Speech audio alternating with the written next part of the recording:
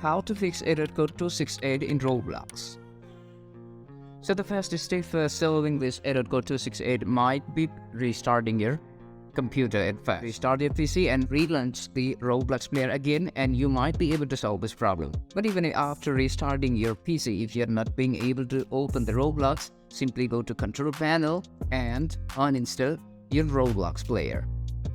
And after that, go to Roblox again and download the Roblox player, and that should help to fix your problem. And if this does not help, the next thing is simply tap on the Roblox player on the home screen and right click on the option and go to Properties.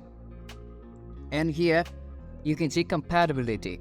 Firstly, you can select to run Compatibility Troubleshooter, and you can change the compatible options for running your Roblox in different versions. Or you can simply go to Compatibility mode and select Windows Win first and restart the game again, or you can select Windows 8 and choose your compatibility mode and click on Apply and click on OK, and this should help to solve your problem.